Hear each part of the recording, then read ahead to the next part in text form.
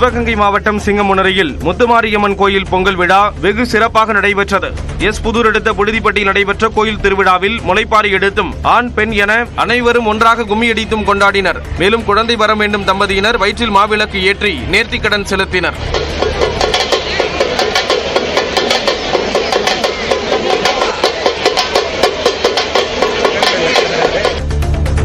திருவள்ளூர் மாவட்டம் திருத்தணி அருகே ஸ்ரீ காளிகாபுரம் கிராமத்தைச் சேர்ந்த சேகர் மலர் தம்பதியினர் நெசவு தொழில் செய்து பிள்ளைகளை வளர்த்து வந்தனர். இந்நிலையில் திடீரென மயங்கி விழுந்த மலர் உயிரிழந்து விட்டதாக மருத்துவமனையில் தெரிவித்தனர். அதே கிராமத்தில் உள்ள அரசு மேல்நிலைப் பள்ளியில் 10ஆம் வகுப்பு பயிலும் அவரது மகள் கடும் அதிர்ச்சியுற்ற நிலையிலும் கண்ணீருடன் பொதுத் தேர்வு எழுதச் சென்ற சம்பவம் காண்போரை கண்கலங்கச் செய்தது. மரம் நடுவதன் அவசியம் குறித்து நாடு முழுவதும் சைக்கிளில் சுற்றுப்பயணம் மேற்கொண்டுள்ள நபர் நாமக்கல் மாவட்டத்தில் விழிப்புணர்வு பிரச்சாரம் மேற்கொண்டார். கொல்கத்தாவைச் சேர்ந்த பரிமல் காஞ்சி சுற்றுப்பயணம் மேற்கொள்ளும் ஆசையை இயற்கை பாதுகாப்பு குறித்த விழிப்புணர்வாக தனது 56வது வயதில் மேற்கொண்டு வருகிறார். கடந்த ஆண்டு மே மாதம் டெல்லியில் தொடங்கிய அவரது பயணம் கன்னியாகுமரிக்கு சென்று தற்பொழுது மீண்டும் டெல்லியை நோக்கி பயணிக்கிறது. சிவகங்கை மாவட்ட ஆட்சியர் அலுவலகத்தில் நடைபெறும் மாவட்ட குறைதீர் கூட்டத்திற்கு வரும் மாற்றுத்திறனாளிகளுக்கு ஏதுவான சூழலை மாவட்ட மாற்றுத்திறனாளிகள் நல அதிகாரிகள் ஏற்படுத்தி தரவில்லை என்று புகார் எழுந்துள்ளது. தவழ்ந்து வரும் மாற்றுத்திறனாளிகளுக்கு ஏற்ப வீல் சேர் போன்ற உபகரணங்களோ சாய்தளமோ இல்லாததால் அங்கு வரும் மாற்றுத்திறனாளிகள் மிகுந்த சிரமத்திற்கு ஆளாகின்றனர். இதுகுறித்து மாவட்ட ஆட்சியரும் கண்டுகொள்ளவில்லை என்று புகார் கூறப்படுகிறது. அரியலூர் அரசு கலைக்கல்லூரி முன்பாக கௌரவ விரிவுரையாளர்கள் ஆர்ப்பாட்டத்தில் ஈடுபட்டனர். திமுக அளித்த தேர்தல் வாக்குறுதிப்படி கௌரவ விரிவுரையாளர்களை பணி நிரந்தரம் செய்ய வேண்டும், 12 மாத ஊதியம் வழங்க வேண்டும், மகப்பேறு விடுப்பு வழங்க வேண்டும் என்பன உள்ளிட்ட பல்வேறு கோரிக்கைகளை வலியுறுத்தி கௌரவ விரிவுரையாளர்கள் ஆர்ப்பாட்டத்தில் ஈடுபட்டனர். கன்னியாகுமரி மாவட்டம் சுவாமியார்மடம் அருகே 35 ஆண்டுகளாக பொதுமக்கள் பயன்படுத்தி வந்த பொதுப்பாதை அடைக்கப்பட்டதால் 100க்கும் மேற்பட்ட குடும்பங்கள் பாதிக்கப்படுவதாக குற்றச்சாட்டு எழுந்துள்ளது. நீதிமன்ற உத்தரவுப்படி அந்த பாதையை அடைக்கும்படி மேற்கொள்ளப்பட்ட போது பொதுமக்கள் எதிர்ப்பு தெரிவித்து வாக்குவாதத்தில் ஈடுபட்டதால் பரபரப்பு ஏற்பட்டது. இருப்பினும் காவல்துறை பாதுகாப்புடன் அந்த பாதை அடைக்கப்பட்டது. விழுப்புரம் மாவட்டம் நங்காத்தூரில் கல்குவாரிக்காக பருத்திப்பட்டு மலையை உடைக்கக்கூடாதென பொதுமக்கள் ஆட்சியர் அலுவலகத்தில் மனு அளித்தனர். பருத்திப்பட்டு மலை அடிவாரத்தில் 600க்கும் அதிகமான குடும்பத்தினர் வசித்து வருகின்றனர். இந்த மலையை கல்குவாரிக்காக உடைப்பதற்கு டெண்டர் கோரப்பட்டுள்ளதாக கூறப்படுகிறது.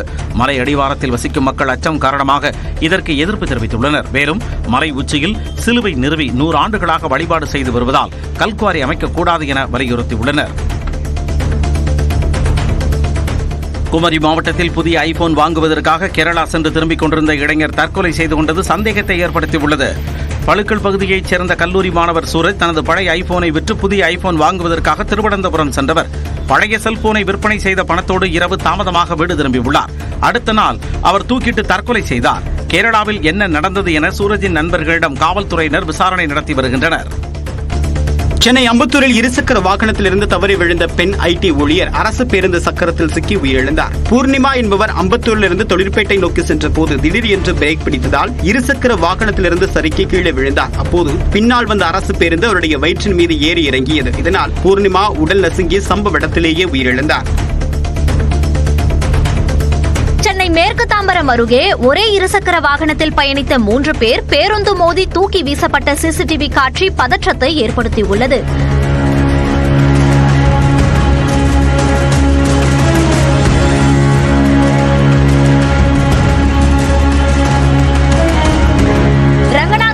சேர்ந்த முருகன் தனது நண்பர்கள் சுரேந்திரன், சஞ்சய் ஆகியோருடன் மது அருந்துவிட்டு ராஜாஜி சாலையை இருசக்கர வாகனத்தில் கடந்தார். அப்போது தாம்பரத்திலிருந்து குன்றத்தூர் நோக்கி சென்ற பேருந்து மோதி தூக்கி வீசப்பட்டதில் முருகன் உயிரிழந்தார். மற்ற இருவரும் பலத்த காயமடைந்தனர். புதுக்கோட்டை மாவட்டம் விராலிமலையில் கழுதை மீது சாம்பல் அடிக்கும் வினோத நிகழ்வு நடைபெற்றது. விராலூர் குறும்பச்சி அம்மன் கோயில் திருவிழாவுக்கு முன்னர் கழுதை மீது சாம்பல் அடிக்கும் நிகழ்வு நடத்தப்படுவது வழக்கம். அதன்படி கழுதை மீது ஒருவரை அமர வைத்து அவர் மீது சாதி மத பாகுபாடின்றி அனைவரும் ஒன்று சேர்ந்து சாம்பல் அடிக்கும் நிகழ்வு நடைபெற்றது. தொடர்ந்து 21 நாட்களுக்கு குறும்பச்சி அம்மனுக்கு சிறப்பு அபிஷேக ஆராதனைகள் நடைபெறும். விழாவின் 22வது நாளன்று சுற்றியுள்ள கிராமங்களைச் சேர்ந்த அனைத்து சமுதாய மக்களும் ஒன்றிணைந்து ஆடு கோழி வெளியிட்டு திருவிழாவை கொண்டாடி மகிழ்வர். சிவகங்கை மாவட்டம் ஆனமதுரையில் தரையில் முறிந்து விழுந்த சூரிய ஒளி மின்கம்பத்தை அகற்ற பொதுமக்கள் கோரிக்கை விடுத்துள்ளனர். 2 மாதங்களுக்கு முன் மின்கம்பம் பழுதாகி தரையில் முறிந்து விழுந்ததாக கூறப்படும் நிலையில் பல முறை புகார் அளித்தும் அகற்றப்படவில்லை என மக்கள் குற்றம் சாட்டுகின்றனர். மயிலாடுதுறை திரு இந்தலூர் பரிமள ரங்கநாதர் கோயில் திருவிழாவை முன்னிட்டு 8 லட்சம் ரூபாய் செலவில் சீரமைக்கப்பட்ட தேர் வெள்ளோட்டம் பார்க்கப்பட்டது. பங்குனி மாத திருவிழா கடந்த 3ஆம் தேதி கொடியேற்றத்துடன் தொடங்கிய நிலையில் ஒவ்வொரு நாளும் சிறப்பு பூஜைகள் நடைபெற்று வருகின்றன. இந்நிலையில் 8,50,000 ரூபாய் மதிப்பில் சீரமைக்கப்பட்ட தேர் கோயிலில் இருந்து தேரடி வரை பொக்லைன் எந்திரம் உதவியுடன் கொண்டு செல்லப்பட்டது.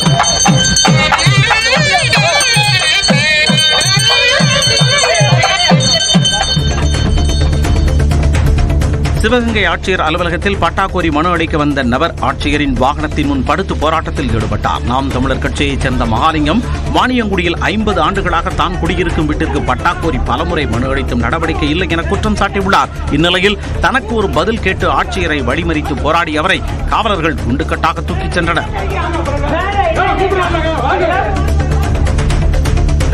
விருதுநகர் மாவட்டம் அருப்புக்கோட்டை அருகே ஊருக்குள் புகுந்த நரி மீட்கப்பட்டது. சமூக வன காடுகளில் இருந்து அடிக்கடி வெளியேறும் மான், நரி உள்ளிட்ட விலங்குகள் கிராமங்களில் நுழைகின்றன. அப்படி காந்திநகர் பகுதியில் நுழைந்த நரி பொதுமக்களை கண்டதும் கால்வாய் அருகே பதுங்கியது. இதுகுறித்து தகவல் அறிந்து வந்த வனத்துறையினர் நரியை மீட்டு மீண்டும் வனத்திற்குள் விட்டனர். மயிலாடுதுறை மாவட்டம் சீர்காழி வைத்தியநாத சுவாமி கோவில் பிரம்மோற்சவ திருவிழாவில் தெருவடைச்சான் எனும் பஞ்சமூர்த்திகள் சகோபுர வீதியுலா கோலாகலமாக நடைபெற்றது. கடந்த 2ஆம் தேதி கொடியேற்றத்துடன் தொடங்கிய பிரம்மோற்சவத்தின் 5ஆம் நாளான திங்கட்கிழமை சன்னதியிலிருந்து பஞ்சமூர்த்திகள் எழுந்தருள பல்லாயிரக்கணக்கான பக்தர்கள் சகோபுரத்தை வடம் பிடித்து இழுத்து வழிபட்டனர். மும்பையின் ஆரே காலனி பகுதியில் நாய் ஒன்றை சிறுத்தை கடித்த சிசிடிவி காட்சி வெளியாகியுள்ளது. வீட்டுக்குள் புகுந்த சிறுத்தை படுத்திருந்த நாயை கழுத்தில் கடித்து இழுத்துச் சென்றுள்ளது. சத்தம் கேட்டு அங்கு பொதுமக்கள் வந்தபோது சிறுத்தை சென்றுவிட்ட நிலையில் நாய் பலத்த காயங்களுடன் கிடந்துள்ளது. இருப்பினும் சில நிமிடங்களில் அந்த நாய் தனது குட்டிகளுக்கு பாலூட்டிய காட்சி அனைவரையும் நெகிழ வைத்தது. ஒரு மாதத்திற்கு பிறகு ஹேக்கர்களிடமிருந்து தனது எக்ஸ் பக்கத்தை மீட்டுள்ளதாக பாடகி ஸ்ரேயா கோஷல் தெரிவித்துள்ளார். ஸ்ரேயா கோஷல் தனது எக்ஸ் பக்கத்தில் வீடியோ ஒன்றை பதிவிட்டுள்ளார். அதில் தனது கணக்கை மீட்டுள்ளதாக தெரிவித்துள்ளார். ஆனால் எக்ஸ் தளத்தில் தனது புகைப்படத்தை AI மூலம் மாற்றி பொய்யான தகவல்களுடன் செய்திகள் பரவுவதாகவும் அதனை கிளிக் செய்தால் போலி இணையதளத்திற்கு செல்வதாகவும் குறிப்பிட்டுள்ளார். எனவே அதனை யாரும் கிளிக் செய்ய வேண்டாம் என்றும் அவர் வலியுறுத்தியுள்ளார். நடிகை பிரியங்கா சோப்ரா தன்னுடைய கணவர் நிக் ஜோன்ஸின் புதிய ஆல்பத்தின் அறிமுக நிகழ்ச்சியில் உற்சாகமாக கலந்து கொண்டார். பிரபல பாப் பாடகரான Nick Jonas the last 5 years என்ற புதிய இசை ஆல்பத்தை அறிமுகம் செய்தார். நியூயார்க்கில் நடைபெற்ற நிகழ்ச்சியில் கலந்து கொண்ட பிரியங்கா சோப்ரா அந்த ஆல்பத்தை பலமுறை கேட்டுவிட்டதாகவும் மகிழ்ச்சியாக இருப்பதாகவும் கூறினார்.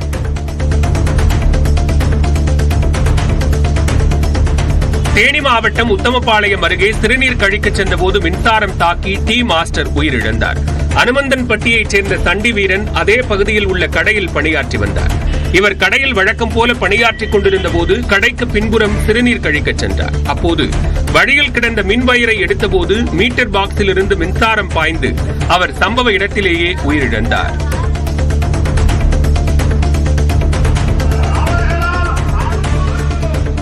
நீலகிரி மாவட்டம் கோத்தகிரி அருகே உள்ள கடைகம்பட்டி, ஜக்கலோடை உள்ளிட்ட 100க்கும் மேற்பட்ட படுகர் கிராம மக்கள் உப்பு ஹட்டுவ என்ற பண்டிகையை கொண்டாடினர்.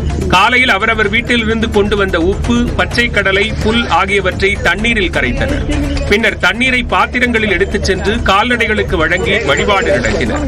வறட்சி நீங்கி மழை பொழிந்து ஆரோக்கியம் மேம்படும் என்ற நம்பிக்கையுடன் இந்த விழா கொண்டாடப்படுகிறது. சிவகங்கை மாவட்டம் மானாமதுரை அருகே பாழடைந்த கிணற்றுக்குள் இருந்து 35 வயது மதிக்கத்தக்க ஆண் சடலம் கண்டெடுக்கப்பட்டுள்ளது. செய்களத்தூரில் வயல்வெளியில் உள்ள கிணற்றில் சடலம் கிடப்பதை பார்த்த மக்கள் காவல்துறை மற்றும் தீயணைப்பு துறையினருக்கு தகவல் தெரிவித்தனர். அவர்கள் வந்து உடலை கைப்பற்றி இறந்தவர் யார், எப்படி உயிரிழந்தார் என்பது குறித்து விசாரணை நடத்தி வருகின்றனர். திருப்பூரில் நொய்யல் ஆற்றின் கரையோரம் குப்பை கூலங்களுடன் ஏராளமான மூட்டைகளில் திடக்கழிவுகள் கொட்டி வைக்கப்பட்டுள்ளன. திருப்பூர் சாய சலவை ஆலைகளிலிருந்து வெளியேறக்கூடிய கழிவுகளை சுத்திகரித்து திடக்கழிவுகளாக மாற்றுவது வழக்கம். இத்தகைய திடக்கழிவுகள் டன் கணக்கில் மூட்டை மூட்டையாக பொதுமக்கள் நடமாட்டம் மிகுந்த பகுதியில் போடப்பட்டது பொதுமக்களிடம் அதிர்ச்சியை ஏற்படுத்தியுள்ளது. தூத்துக்குடி தூத்துக்குடி மாவட்டம் கோவில்பட்டி அருகே கழுகுமலையில் வாடகை தரவில்லை என சார் பதிவாளர் அலுவலகத்திற்கு கட்டட உரிமையாளர் பூட்டு போட்டது பரபரப்பை ஏற்படுத்தியது. கந்தசாமி என்பவருக்கு சொந்தமான கட்டடத்தில் செயல்படும் சார் பதிவாளர் அலுவலகத்திற்கு கடந்த 17 மாதங்களாக வாடகை தரவில்லை என்று கூறப்படுகிறது. இது தொடர்பாக பலமுறை கேட்டபோதிலும் அதிகாரிகள் தராமல் காலம் தாழ்த்தியதால் கந்தசாமி காவல் நிலையத்தில் புகார் அளித்துள்ளார். அதன் மீது நடவடிக்கை இல்லாததால் சார் பதிவாளர் அலுவலகத்திற்கு பூட்டு போட்டார்.